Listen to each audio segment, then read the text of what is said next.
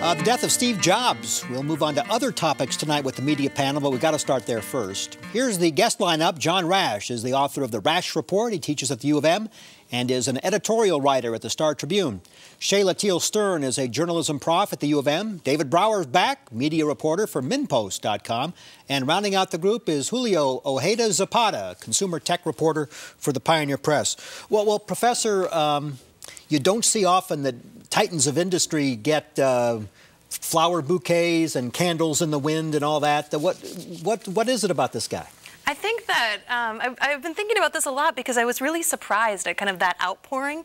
And I think it's the fact that he created these genius products that people attribute a lot of love to, right? People really feel for their iPhones and their iPods in a way that I think they don't with other sort of consumer communication appliances and technologies. And I think that we sort of attribute, you know, that love for those appliances for him. Julio, as a tech writer, I mean, you could put Steve up there with Edison, Bell, and Ford when it comes to being an innovator. Yeah, you could say that, although Steve was a unique guy. He was not a technical genius, but he wasn't a smoke and mirrors showman either. He was unique. And these comparisons with Edison are a little forced because, you know, there has never been anybody like this guy, and there never will be. What's the percentage of design, marketing, innovation? Where does all of that come with him? How do you add that all up? Well, I was trying to think about sort of how he's affected the newspaper industry and the magazine industry that I've been involved in, and I know that there have been years, multiple years, where the writer side, the reporter side of the operation has been jealous of the design side of the operation for getting to design things on Macs, while a lot of times the bosses made us work on PCs. And so it took, as a Word guy, it took me actually a while to migrate myself from PCs to Macs. And when I did, it was a pleasure, and it was great to discover that there was certainly no sacrifice. Originally, it was Office, was kind of a PC thing, and then suddenly that was a low barrier to entry. So I think I appreciate him as an industrial artist. You know, a lot of us took industrial arts when we were in high school, those of us of a certain age, and he is an industrial artist. He is a toy maker. I can say that as how I use these devices sometimes. They're just beautiful toys. And I think people put a lot of emotion into that. Marketing is interesting with Apple. Indeed, he's and a master that marketer. 1984 ad. You know, we forget that before that ad ran, the Super Bowl certainly had Budweiser, Clydesdales, and horsing around with Bud Light ads. But this was an ad that, in its tonality, that was very intelligent. It was political, two things you probably would never do now. And among the many things Steve Jobs and Apple and his ad agency invented was the Super Bowl as the premium showcase for commercialism. And they continued with that and evolved with that as Apple went on throughout the years, and eventually the products, the design, the retail, and Steve Jobs himself, in terms of how he presented himself, were as sleek as the products themselves. Now, Julio, when Jobs left the company the first time, right, it floundered a bit, came back. Do you foresee Apple maybe floundering now in the future a little bit without him? I have a very personal stake in this. I'm very emotional about this company because I've idolized Apple. I've idolized Steve Jobs. And I'm not exaggerating when I say sometimes I'm awake at night kind of scared about this. But I hope not, because as I understand it, Steve Jobs spent a lot of time and a lot of effort putting a process in place, pulling together a staff of people that I think will do a good job. The question is, will Apple be as great as it's been, or is this, you know, as great as it ever will be, and will it decline slightly? I hope not, but it's, you know, history shows that does tend to happen. The new iPhone kind of flopped a little bit, didn't it? They just... Well, I sort of think it was overshadowed by the rest of this news, but certainly people who are really excited about iPhones were disappointed it was an iPhone 5, right? Yeah. But I think you're always going to have a certain degree of that among this population who really loves their iPhones and Apple products. Well, as the tech writer, were you disappointed? No, because Apple does a big release, then sort of a medium release, and another big one, then another medium. That's the pattern. I sort of expected that. No, I can tell you as a user, somebody who was carrying around a 3G, an old 3G, I was disappointed, and then somebody tweeted this, and I think just put it all into perspective. So you're telling me it's 7 times faster and it has artificial intelligence, and you're disappointed in this. And it was kind of like, yeah, okay. The one medium that Apple has not conquered is TV. Partly because, you know, we're looking at an iPad right here as an example, and all of us have gotten used to screens of consistently smaller sizes. And yet when we go into our living rooms, the screens are bigger and bigger. TV remains a social media, a lean back type of media, as we say. People lay on the couch and all that. And people still, through generations, have appointments with shows, even though they can shift those appointments now with DVRs. But they not only haven't conquered it, Google has tried to do it, Microsoft, all the big tech companies are trying to, in effect, figure out where TV is going. More than anything, content is and will always be king, and they're not creating content for television. And he's maybe saved the newspaper industry with the iPad? Well, that's overblown, Okay. I think. Right. It's definitely a revenue source, and it's probably a credible revenue source. God knows the Star Tribune, for example, is trying. But it's interesting because that is an area where he really hasn't conquered it. People might not remember, but he tried to sort of impose music industry terms on the newspaper industry, insisted that he get the customer data, and he get a mandatory 30% of the cut. And the publishers basically went, and they won. Now they can sell their own apps on their site. If you've logged into anything that's on an iPad that's Star Tribune, and you don't have the Star Tribune app, you will be nagged to death. Well, that's because they're taking you off the app store, and if they sell that to you on their own site under their own terms, they keep a lot more of the money and they keep the customer data.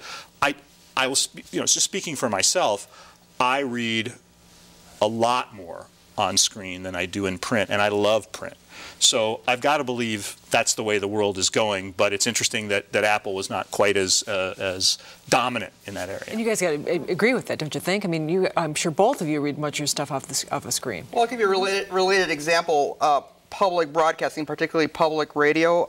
Apple, a lot of people don't realize this, but Apple had a lot of impact on NPR because it popularized podcasts, which allowed NPR to distribute their programs in a downloadable form. Exactly. I never listened to public radio live, never. If a public thanks, Julio. We really appreciate that. If a public radio show is not available in downloadable form, it's dead to me. That's the only way I listen to public radio. I remember that. We do Thanks. have the iPad here. Pass it down to the professor. Shayla, let's start with you. Okay. Yes. And you've got a YouTube, a political site. Is that what you have? Did it actually come? It kind of came up, it looks like. It kind of came up, but that wasn't really it. Okay. Technology. Yeah, right? Anything bad? Here. Hit play. That wasn't really what I was looking for. So it's actually, here, let's do this. YouTube. Steve Jobs is Politics. laughing somewhere. Sorry.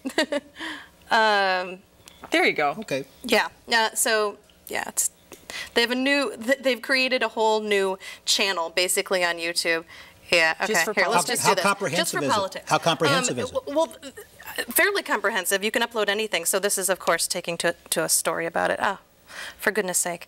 And it's on Fox News. We've seen it. It's This really is terrible. cool. Okay, it's really cool. Yeah. But I can't even tell you the 2 points I was going to make about it. One is that they've set it up in such a way that the videos serve for the current candidates at the top, and in order to see the actual comments that people make on it, you have to hit a link that takes you off to YouTube. So that's kind of odd. The other point I wanted to make was I think they really designed it to look a lot like a news site. So for me, I sort of think, wow, this looks a lot like WashingtonPost.com. This looks a lot like Politico. And I think it sort of raises the question to me: are they really trying to compete head-to-head with them by saying video is maybe the content people want the most? Yeah. So. Pass it down to Julio. Julio, now let's see if we can find Writer's this one. block? Yeah, a friend of mine, Mike Evangelist, used to be a very high-level person at Apple, and he has a lot of stories about his interactions with Steve Jobs, and he put all of these stories on his blog. There's a picture of him with Steve Jobs. Can we see that? Yep. Yeah, it's Okay. And this is the strongest Minnesota connection I have found to Steve Jobs, the man, Steve Jobs, the legend.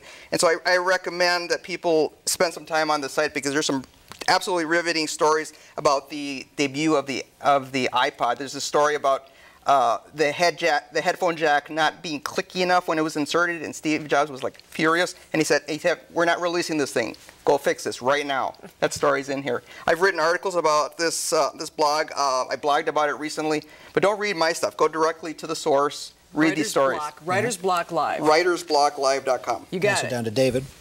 Now, David. All right. What do you think of the Wall Street protests? Well, I may be like a lot of people in that I think it's an idea whose time has come. I'm just not 100% sure of the idea that's being expressed. So I sit there watching it and think to myself, okay, how did any of us react to the Tea Party protests when they came out? And are we being consistent where we should be in how we cover and are judging the Occupy Wall Street thing? Now, partisans will take issues with various things, like the Tea Party was corporate inspired and Occupy Wall Street isn't. But I agree with all the analysts that say we're overdue for some sort of populist rage. And where is it? And I can't figure out if Where's the link? If we're all too enamored of our toys. So this is just something for the media critic in me. That's what I do. This was a great moment where Fox News sent one of their hit guys out to the Occupy Wall Street thing to kind of, minimize it, make fun of it, say that it's completely anti-capitalist and completely, socialist anarchist. And they interviewed a guy who was actually super articulate, maybe one of the more articulate guys, explaining what they were trying to do. And part of his criticism was of Fox News. Okay. Fox News didn't run the interview, but of course now it's on YouTube, and it's wonderful. New York Observer. It's on the New York Observer site. It's the people formerly known as the audience. Got it. John Rash. Program preceding yours is the best nationally distributed news program in the country, the News Hour, formerly with Jim Lehrer. Part of the reason is because of the partnerships that they do. One really innovative one they're doing right now is called Patchwork Nation. And they take demographic data and tell the news narrative through that. So as an example, a lot of talk today about the unemployment rate and about all the economic challenges the country is facing. They have put together not only a report that ran on the PBS NewsHour, but specific maps about how it plays in different regions around the country.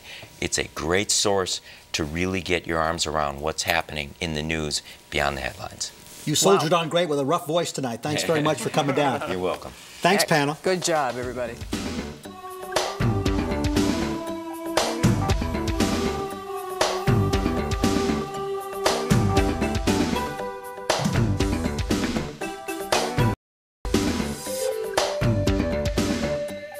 Jesse Ventura returned